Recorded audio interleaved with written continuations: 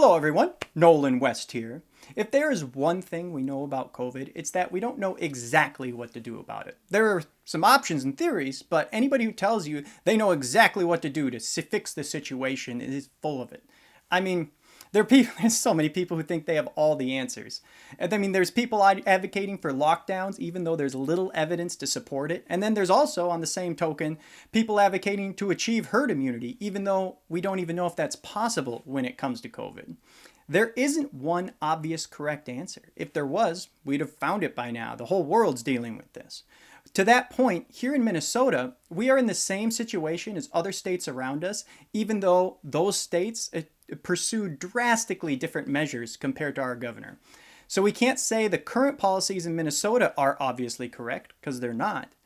On the same token, Sweden, which was lauded for their hands-off approach to COVID, is now reversing course. This is a problem that requires collaboration, and that is why I'm critical of Governor Walz's approach. The governor is exploiting the emergency powers statute to commandeer the duty of the legislature and govern the state by himself. That's what's happening. And I'm not blaming or being divisive. In fact, I was supportive of his emergency powers when it was 15 days to flatten the curve. That's a clear objective with a clear goal. That is how you lead. That's not what the governor's doing anymore. Now we're closing in on a full year of one-man rule in Minnesota. And the question now is not, is there an emergency, but how should we govern a free people? And this is no way to treat people.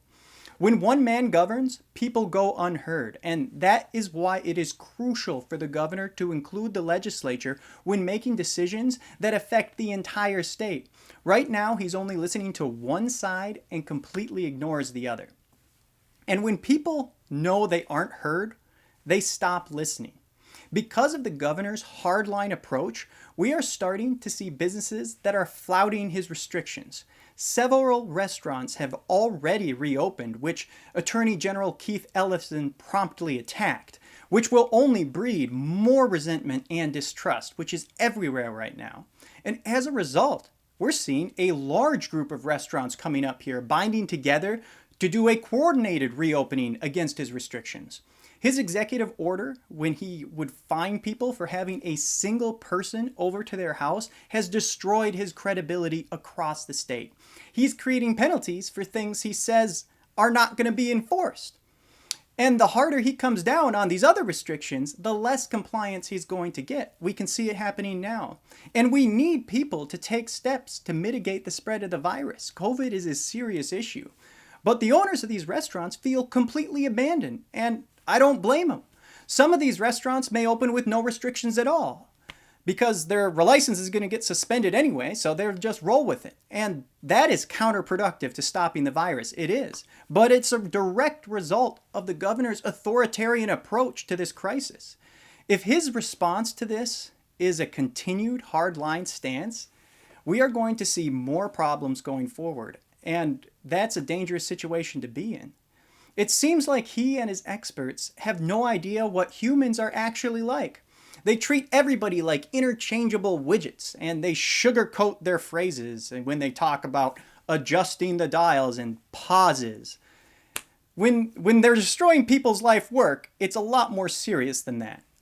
It isn't just restaurants either. They have closed gyms because they say they help spread the virus.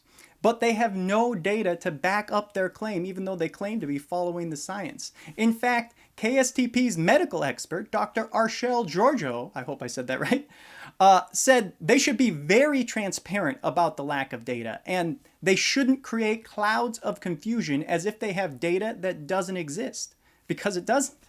The governor's experts say, well, people breathe more in the gym, and therefore they spread the virus more than a retail store. I have a strong feeling the governor and his advisors haven't been into a gym in quite some time, and not just because they're closed. If you go to the gym, you know even before COVID, Minnesotans like their personal space, especially in the gym. I have yet to see more than 10 people at my gym at the same time since all of this started. Everyone is diligent about keeping it clean, and the employees are disinfecting nonstop.